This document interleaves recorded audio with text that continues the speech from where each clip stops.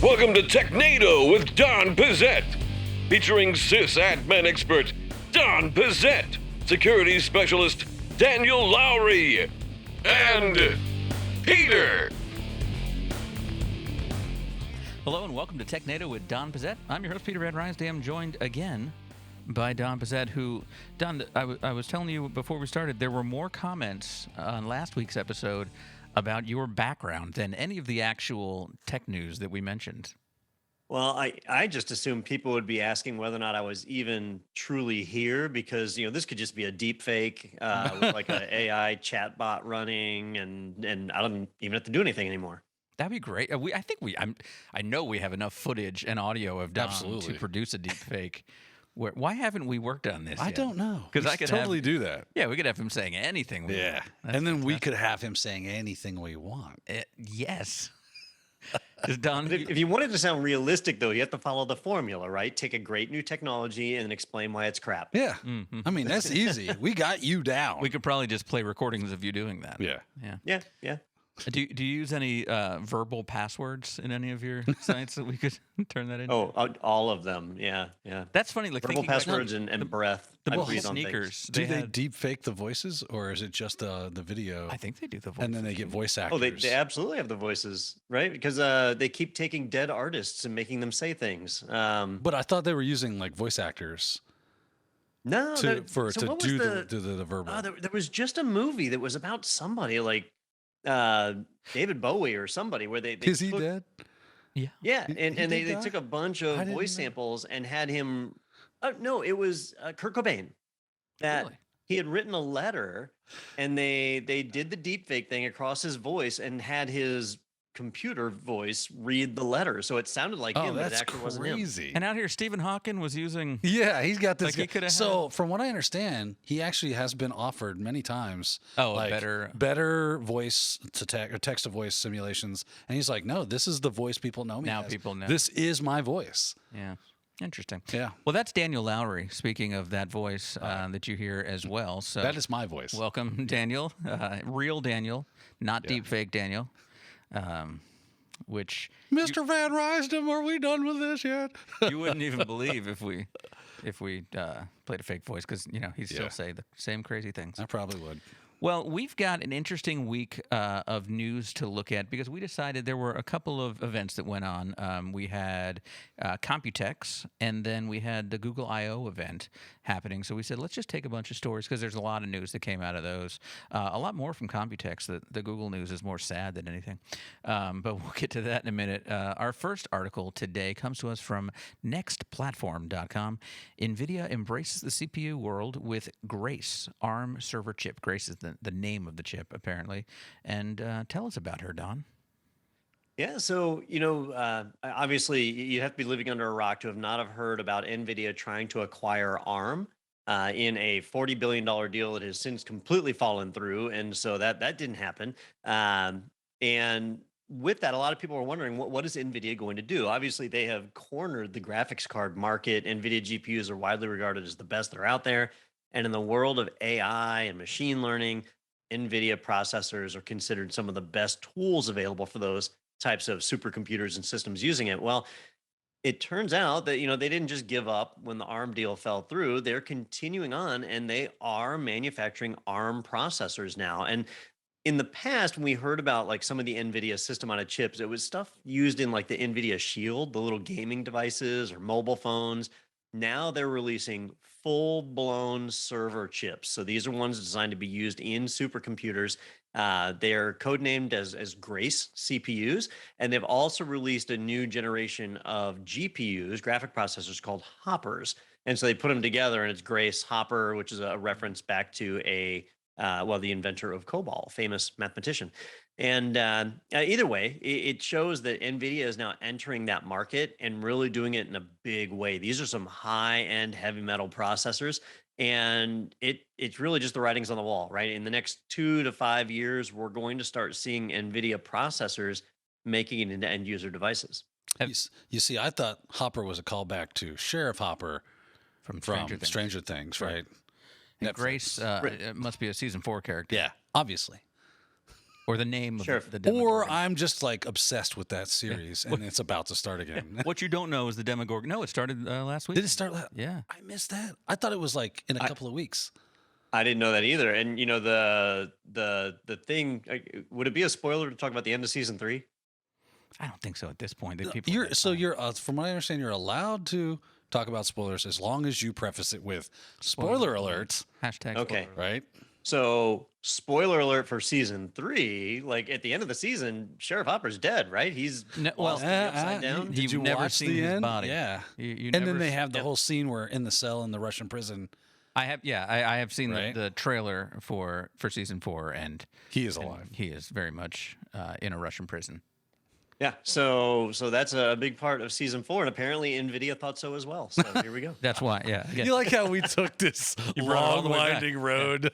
Have people gotten their hands on this chip yet and tested it and seen, does it live up to the Nvidia name?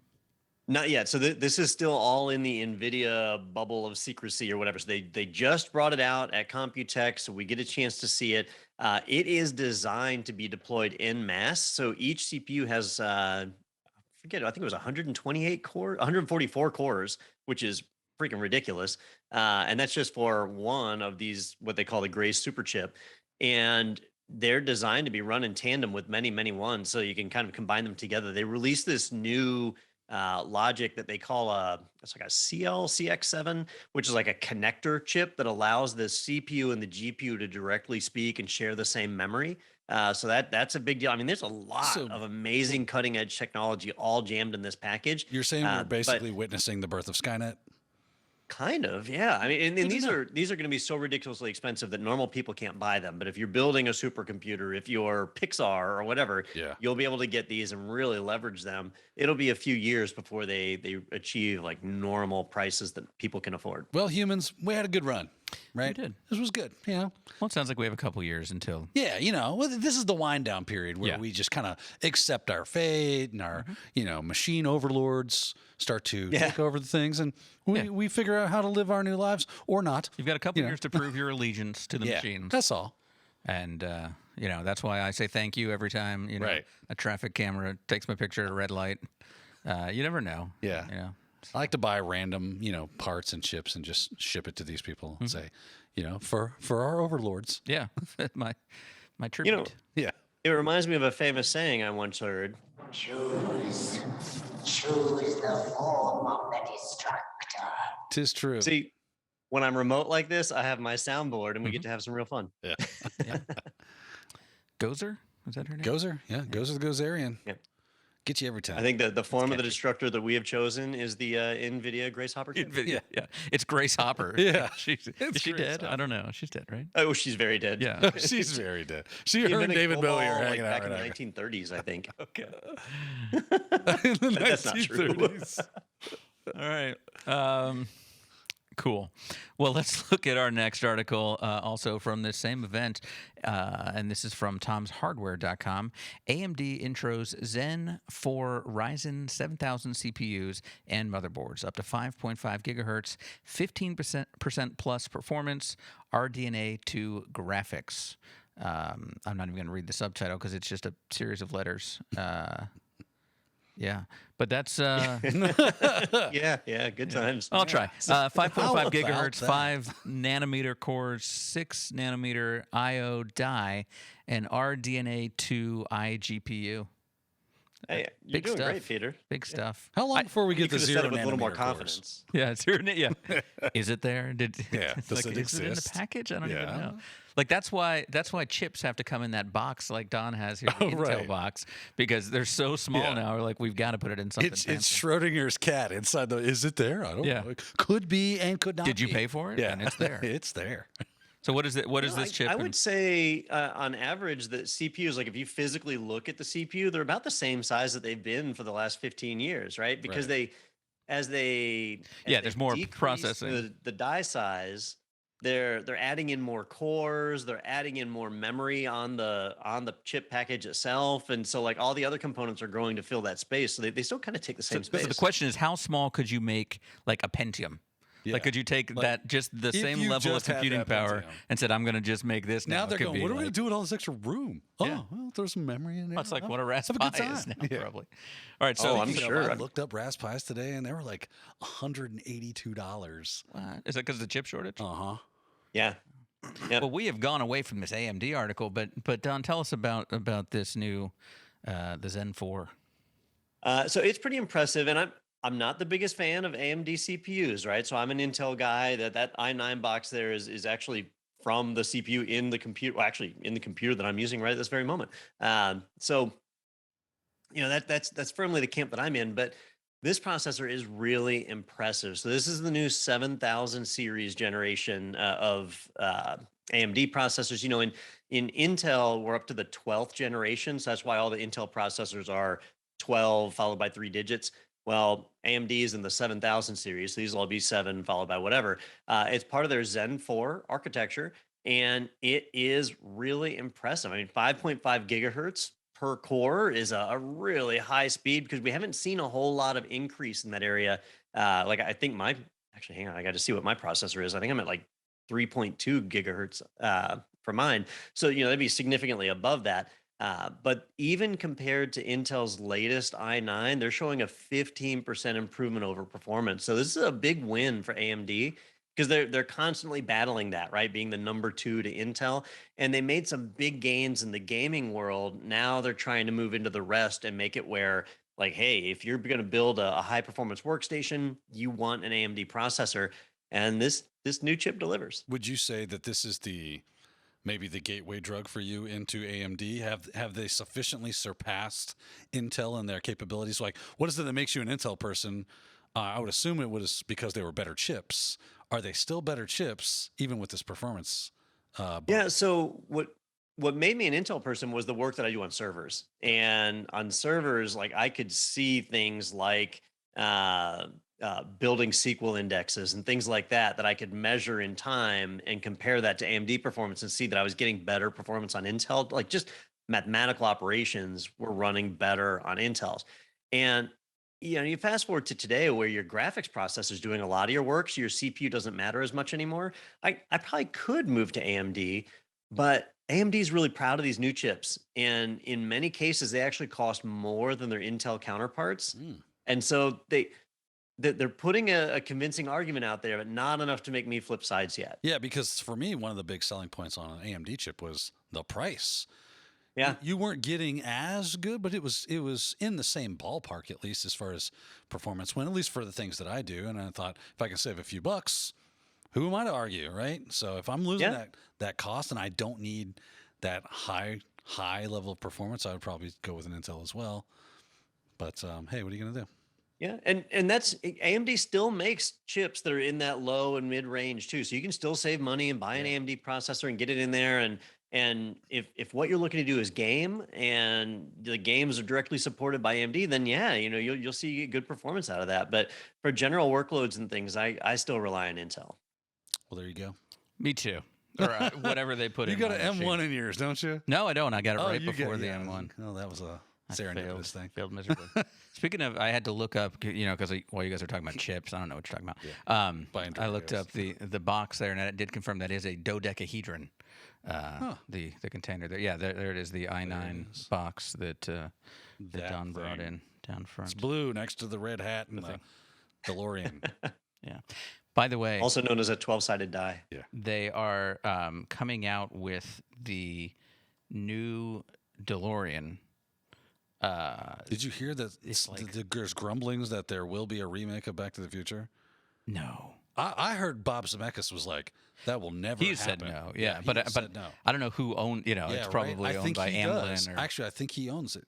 wow, But, or Universal. enough money comes in Yeah. throwing us your table. You never know what they'll do. Suddenly, Bob Zemeckis was killed, and the next week, out comes We found a handwritten note transferring ownership of Back to the Future Weird, properties yeah. to Universal Studios. Where was Limited. Biff when this happened? No one knows. But the DeLorean electric vehicle is coming out No way. like next week or something. I think they're going to release. On their homepage, there's a 4-day countdown 4-day. timer right now. No so it's- stinking way. Well, now 4 days, 8 hours. Well, now we're And- caught on how we're recording this early. Yeah. You just outed us, Don. Oh, there's a negative 2-day timer? That's crazy. Oh, man. That's why I had to tell you guys that Stranger Things came out last weekend. It comes out tomorrow. Oh, son of a bitch. Like, you didn't watch it yet, Daniel? Tell us. Because you should have. Tell us your thoughts.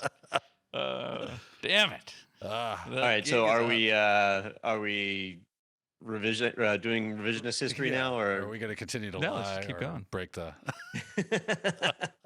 We're doing some studio upgrades. We are. Yep. And so we said, let's record this one early. There it is. Well, there we Cat's go. out of the bag. We're out. It's fine. Are we good on the AMD board? Should we move on? There were two more announcements. because the next one's kind of tied to it. Okay. Well, this one is from PC Gamer, which we've talked a million times about how that drives so much of the hardware. It does. AMD confirms first PCIe 5.0 SSDs will launch alongside Zen 4. So the Zen 4 we just talked about. Now we've got what's the big deal here? The 5.0 part of it. Yeah, so back in December, we reported on PCIe 5.0. Actually, I think it was November, maybe. It was a while ago, 6 months ago. We reported on the new PCIe 5.0 standard, how it was certified, but it would be a while before we'd be able to run it because drives had to be updated, motherboards, which have your storage controller, has to be updated, and the processor has to be updated. They all have to support PCIe 5.0. Well, fast forward to now, and we're finally there. So as of today, you can actually order a processor, a motherboard, and storage that will support PCIe 5.0, and you will get mind-numbing speeds being able to write to your storage. It basically gives you 24 lanes of data transfer between your system, your software, memory, whatever, and your storage, which is pretty darn impressive by itself. Obviously, that's why your processor and other things have to support it. Your graphics cards will be able to come in a PCIe 5.0 package, so it'll increase your graphics bandwidth as well. And you should get what they're saying is a 60% performance improvement over current storage. So if disk is your bottleneck, which it is for most people, that's a pretty big improvement. So a lot of times we talk about new hardware and you say like, well, why would I upgrade? Is it really worth it? Well, this one, if you're trying to get fast storage, this is worth it. All right, let me make an argument for it not being worth it. You know that how when you're like transferring files, you're waiting for the computer to do something, you have that time to watch like, YouTube. And now that's cutting into my time. My mental health is going to go crazy because now I'm like efficient. These things are going fast. I remember I used to go downstairs and get a snack while my Commodore 64 was loading a game. I need slower PCs, Don. Like, load it, go make a sandwich, come back, play game. You could still live life and use your computer. Yeah. Now you're just slave to it. We were talking about that the other day. Like when I was a kid, and a commercial would come on, and that was the chance for you to run and go to the bathroom or get a snack. And now the show just keeps going. And if you're watching it with more than one person, nobody wants to pause. And when do you get your snacks? That's why there's so many catheter commercials on the shows I'm watching. Do you like polished or unpolished catheters? Because they're just Wilford Brimley's selling the hell out of them. I'm buying used still. I have to. You getting on the eBay market? What I can buy. I got this on Craigslist. Yeah. I mean, I cleaned it. I boiled it. It's still good. These are Craig's old catheters. It's a guy I know. His list of catheters. Yeah. Don, you mentioned the number of lanes. I think you said 24. Mm-hmm. So, as someone not in the know, how does that relate to what are we used to now? So it depends on what PCIe standard you have. I want to say PCIe 4 has 16 lanes, but let me look that up real quick. So it's like a 33% improvement. It is it depends on the generation of PCI, blah, blah, blah. So looks like 16, just with my quick search. So a bit of a bump up there, and think of lanes just like you would on the highway. The more lanes you have, the more cars can be going side by side, which means more data. Now, is this 16 lanes going this way and 8 this way? Are they all? No, in this case, it's just total lanes altogether. They go both ways. They go both ways, yeah. Like on the Golden Gate Bridge, I remember when we were there, we saw they had that they changed the lanes at different times a day. That's crazy. Yeah, on some of them. People coming in in the morning. Yeah, I don't remember that. Okay, I don't And think I saw that. So they have the rubber barrier or plastic barrier Yeah, or it whatever scoots that's over. full of cement, and they built a special vehicle that goes through and it moves it. So they have these 2 lanes that can be, what is it, northbound Yeah. at one point and southbound at the other. Yeah, this thing drives down the middle. This like specialized truck that's like scooting the things over to the other side. No way. Yeah. I mean, That's kind of smart. So that It's cool. increases the amount of lanes for one-way traffic. Yeah, because so they're in saying the afternoon when you're in afternoon, rush hour, everyone's going out of Right. San Fran back up. Yeah. That's smart. Yeah, you can go on YouTube and see a video of it. Like we actually watched the truck one day as it was going through. It's kind of like a zipper in a way. It's just like moving the barriers. The Autobahn kind of does something similar where they have lanes that are shut off, but when traffic increases or if there's an accident, they can literally from a control panel open up new lanes and close off the lane that has an accident or a stopped vehicle, and everybody just shucks. I mean, it's much more efficient. Really cool. Yeah. I mean, if you've never seen the Autobahn's technology and how they run that and how the material they make out of it, so it's porous, so the water drains away. You don't have slick conditions. That thing is a modern marvel. Totally check that out. Super cool stuff. I'm assuming you just watched Modern Marvels. I probably on did. the History Channel, and that's where you saw it. And I just checked. If you want to learn more about it, it's called the Golden Gate Road Zipper. Oh, so you're right on the zipper thing. Yeah. Yep.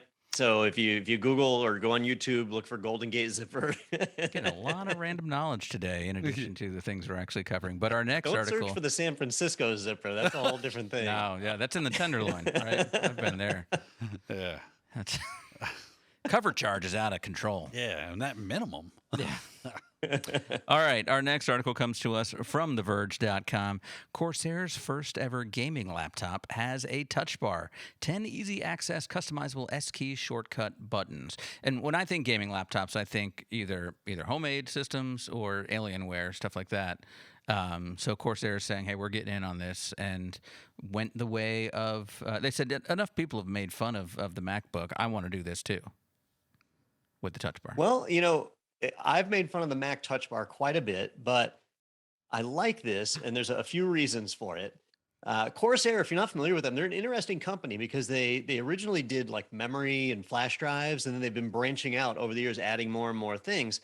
They acquired a company called Elgato, and Elgato makes TV capture cards, streaming stuff, and more importantly, they make what's called the Stream Deck, which is a little button macro system that I use the hell out of. My little soundboard right here that lets me do amazing things like play Beavis and Butthead. There we go. That's my Elgato Stream Deck that's doing that. So it's a series of programmable buttons, and each one's its own little LCD, so I can put a different picture on each button. So I'm able to set up macros and short keys and things like that. Well, Corsair has basically acquired enough companies at this point that they said, you know what? Time for us to make our own laptop. And so this is their first laptop, which actually translates to don't buy this. No company puts out a good first product. Yeah. But they said, we're going to make a laptop. It's going to be pretty sweet. So it's a gaming laptop. It's got a Radeon RX 6000 video card in it. So it's fairly beefy. But they built basically shortcut buttons that are based on the Elgato Stream Deck. So you use the same Stream Deck software that I use to manage my physical buttons with the buttons that are on this keyboard. And more importantly, they didn't get rid of the function keys to do it. You still have a physical escape key and F1 through F12. So you have all that stuff that you normally have. These are in addition to it. And if you close the lid of the laptop, you can still see these extended buttons and you can still use them. It's pretty neat. That part's Apple kind of doesn't cool. do that. No, I have an escape key, but that's the end of it. Yeah. Yep. That's That's real nice though. Yeah, that's Yeah. impressive. Even Apple's recognized that touch bar was not useful. And so, they've phased out on the newest models. My MacBook doesn't have a touch bar. I don't think they offer it at all on the newer ones. But the problem there, I think, was more how Apple chose to do it. Like, it was so difficult to do custom actions inside of the bar, and the bar is actually pretty small. This one looks fairly big. These are large buttons, and you should be able to program them to do darn near anything. I launch Perl scripts with mine. It looks as tall as the physical keyboard buttons, whereas on my Mac here, it's maybe about half the size. Yeah, I'd say. Yeah. So yeah, that would be more efficient. I mean, honestly, I've got this touch bar, and it is used to adjust volume and brightness, as far as I'm concerned. And I think if you look at what Corsair is doing with their touch bar, is basically building in Stream Deck capabilities. That's different than what Apple was trying to do with their touch bar, at least in philosophy. What's like right? save space? I don't know about saving space, but like they giving you these shortcut buttons so that you can, if you're like a gamer and you do streaming, you're buying a gaming laptop and now you have all that stuff built in. It's like an all-in-one solution. Of course, you can use it for other things, but that's kind of like, at least what it seems, the idea behind it came from. So it wasn't to put Beavis and Butthead sounds specifically? Well, yes, because when you're doing your Twitch stream or whatever, that's true. You can reach up and do your thing while you're still gaming and having a good time.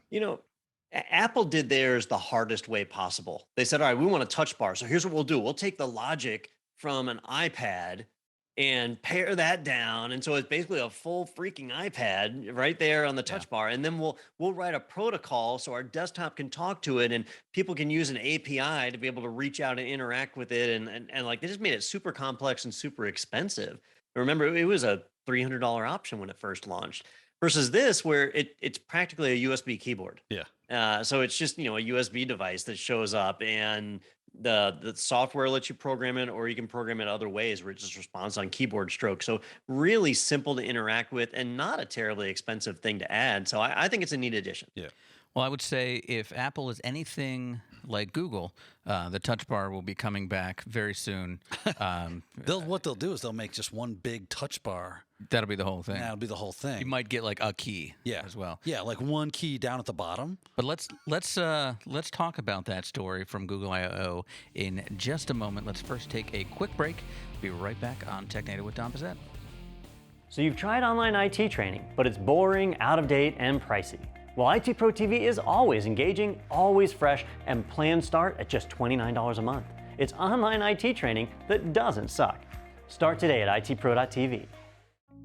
My name is Dana Morrison. I'm the IT director at Grace Christian School in Raleigh, North Carolina. I work with two technicians, Buddha and Anthony. We cover all grades at the school. We figure that we support approximately 800 end-user devices. My name is Buddha Nepal. I work as IT support here and AV specialist. I moved into IT department and on our first meeting, other team members asked me, hey, what's your IT background? And I was like, I don't have any. We have this SharePoint project that we're rolling out. So I was able to go to IT Pro TV and watch. And by the end of this month, we were actually migrating all our files to SharePoint. I can use IT Pro TV's supervisor portal to check the progress of my technicians so I can see what they're looking at.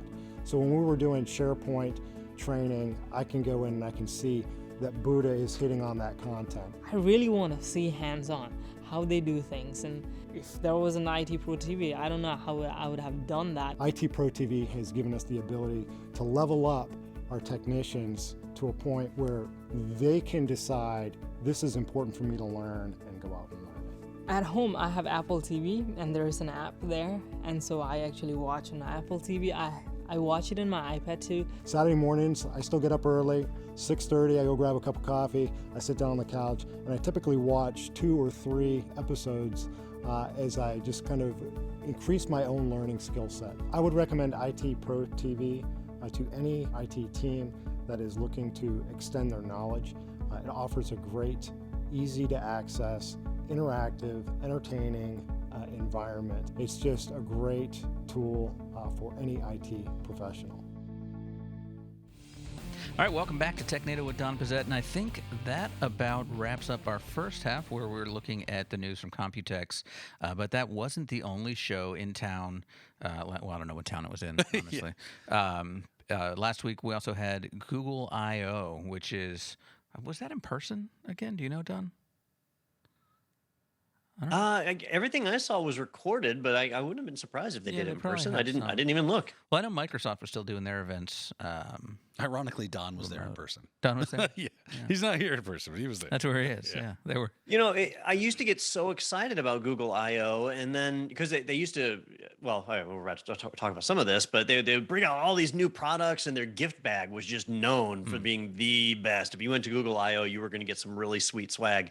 But about 5 years ago, that really started to change, and it became where going in person was no different than watching online. So I haven't even entertained the idea of physically going. Yeah.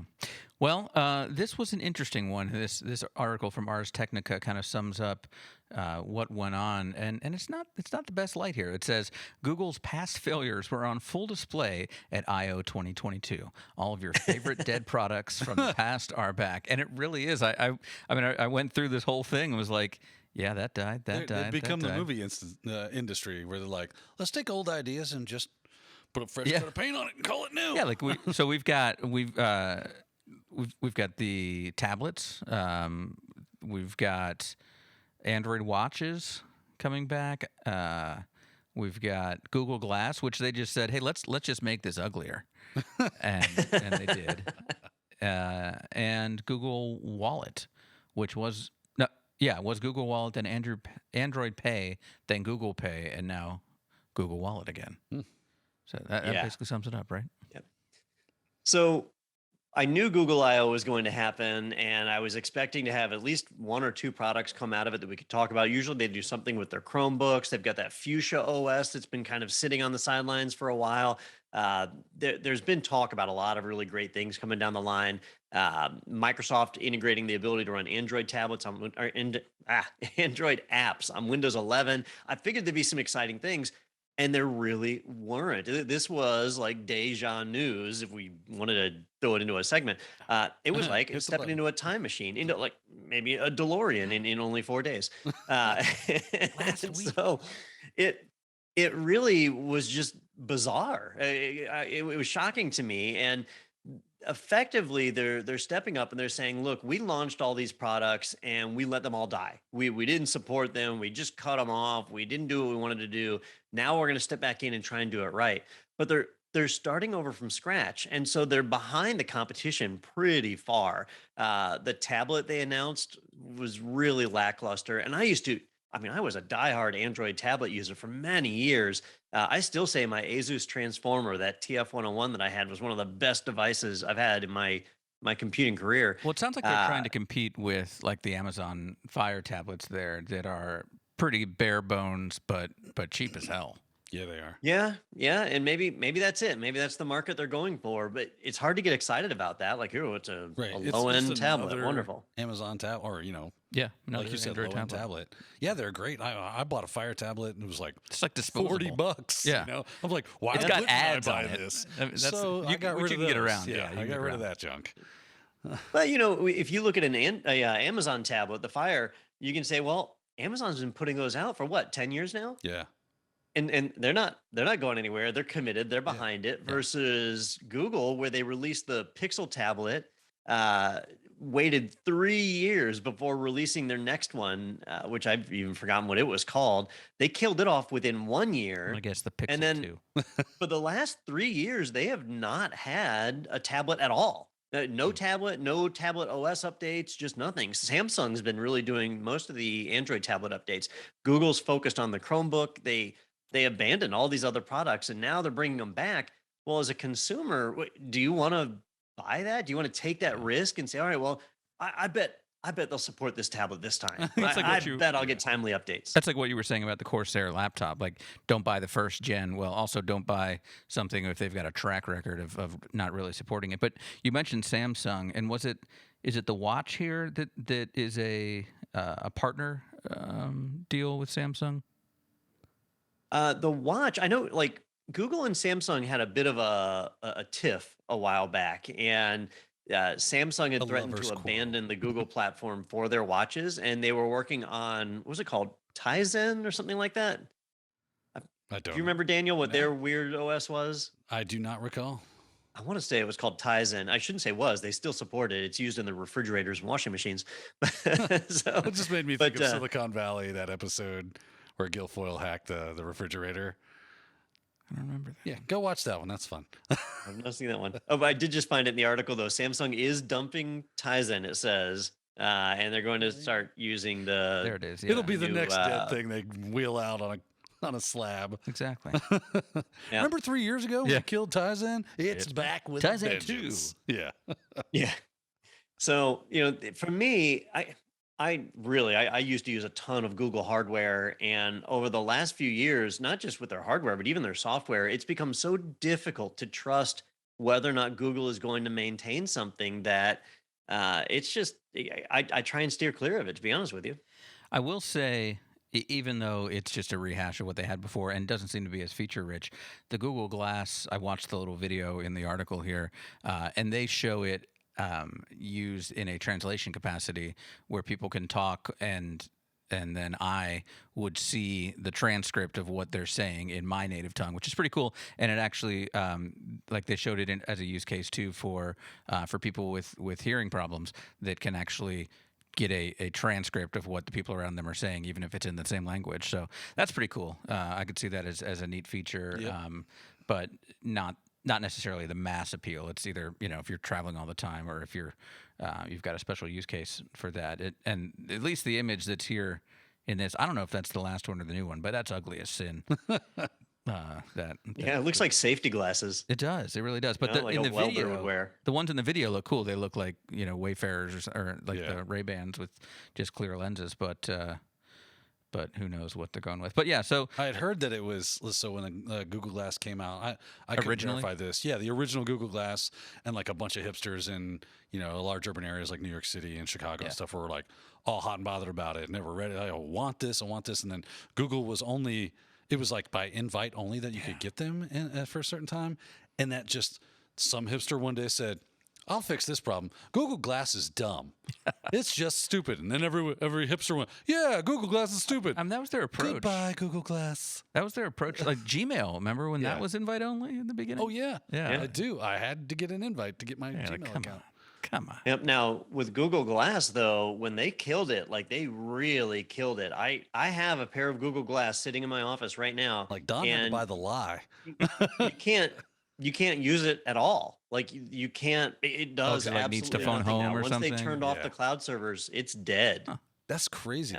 Surprised I wonder if somebody anybody hasn't- has like gotten into hacking old Google Glass and like creating their own cloud service for it to like repurpose it. Yeah, that'd be interesting. I'll have to look into that.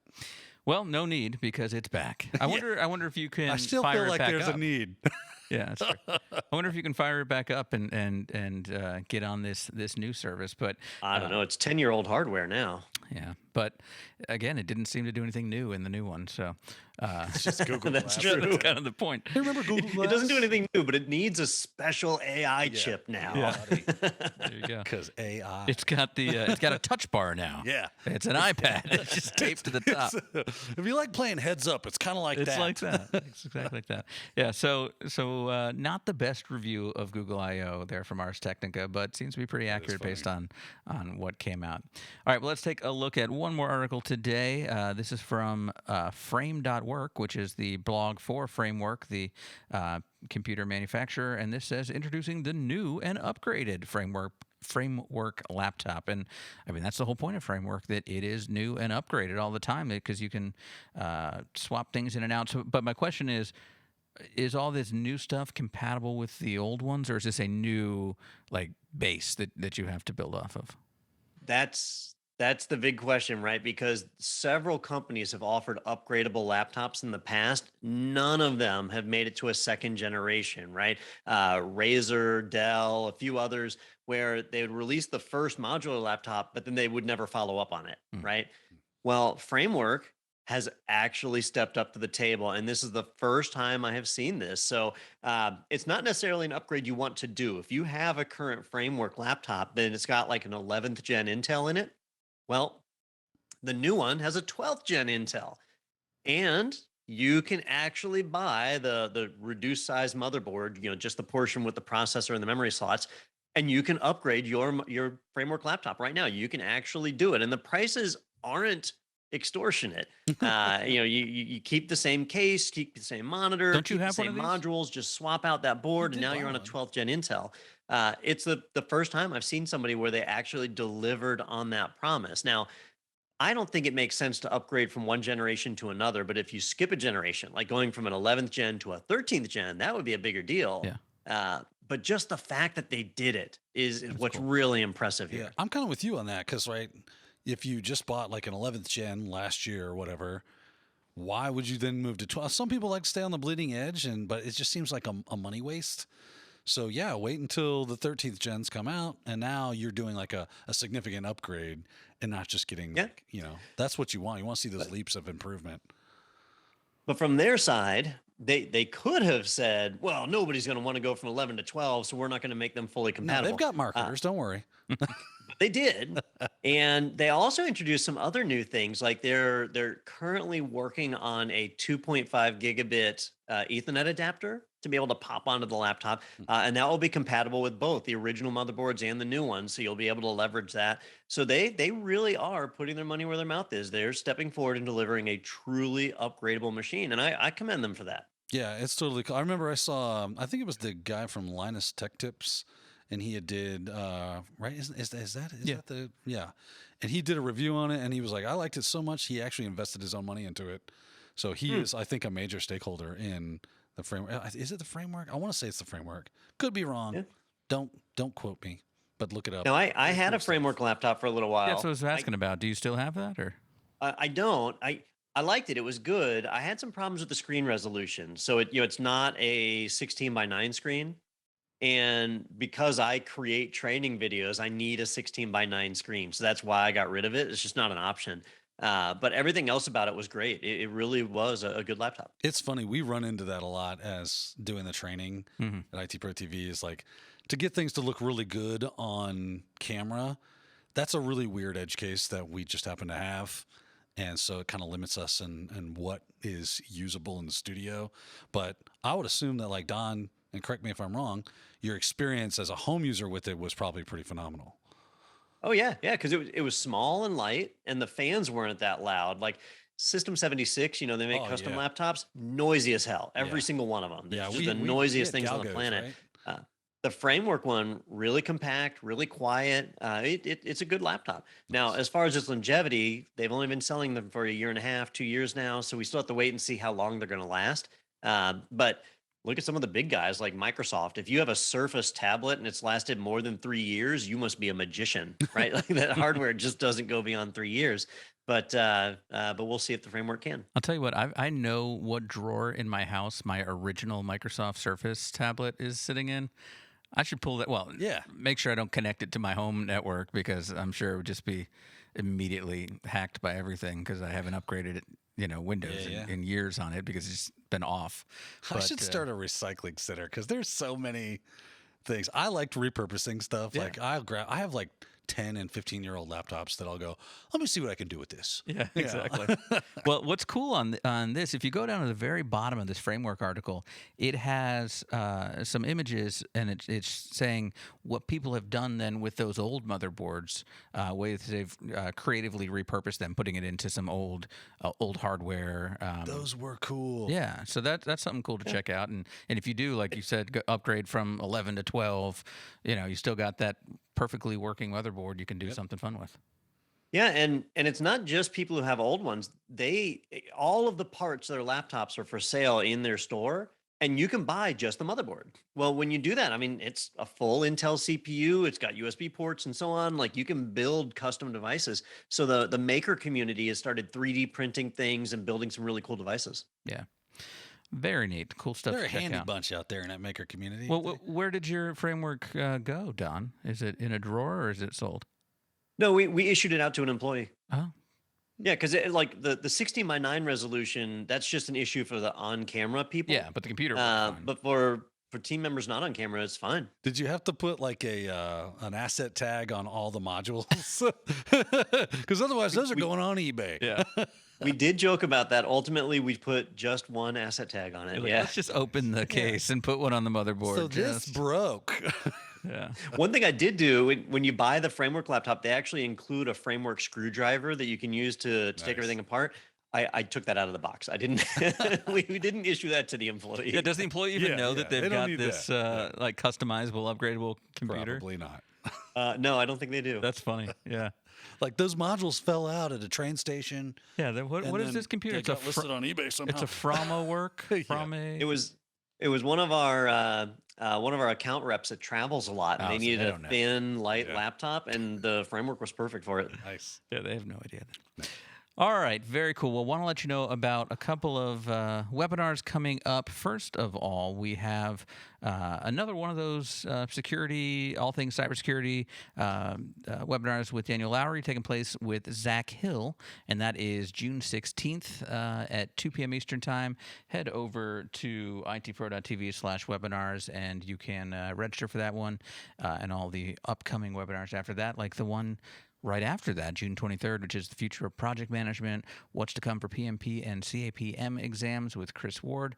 Check that one out there as well. And then why don't you head over to technado.com or technado, as we like to advertise as well. See all the latest episodes, meet the team responsible, send in some listener mail, tell us what you have done with your framework computer or how much you love Google Glass, or hit that big orange button in the corner that says sponsored by IT Pro TV, and you can get a coupon code for 30% off the lifetime of your personal membership to IT Pro TV. You can also request a team trial and find all the great features available to teams, all right there from IT Pro TV at technado.com. Did you memorize that? Like, much, you yeah. man. I've been saying it for You are 250 good, episodes, sir. it feels like. They haven't given me a new copy because No. I wrote it. So, Don, it's next week you're at RSA, correct? Yes. So next week, thinking I'll there. be at Some RSA. math, Secrecy yeah. has been removed. Are you taking your new DeLorean? If watch you're Stranger in Things. attendance, be sure to look for our session. It is Tuesday at 2:20 p.m. Pacific. Monday? Monday. Is it Monday? Thought it was Monday. No, now you got me wondering. Thought you got your other meetings on Tuesday. It's one of those I know, I days got that so many ends in different things. Y. So it is Monday, June 6th. There we go. At gonna be a line 2:20 on p.m. Yeah. We'll be doing a roundtable where we're talking about the talent shortage in the cybersecurity industry. Yeah, John Hammond, John Strand, Rita Gurovich, all former Technado Well, have we had John Strand on Yeah, Technado? we played like Backdoors and Breaches with Yeah, so he wasn't on here, but We've had him we've on had him stuff, on yeah. before. But yeah, all going to be there on that. So hopefully we'll be able to get a recording afterwards we can share out as well, because that'd be cool for you guys all to see. All right, well, travel safely, Don, and Daniel, stay here safely. Godspeed to you. And yeah, and have you watched Deja Vu on the plane, Don? Maybe. Yeah. I'll see what I can do Or about that. Stranger Things season 4, either way. And we will see you all next week right here on Technado with Don Pizzette.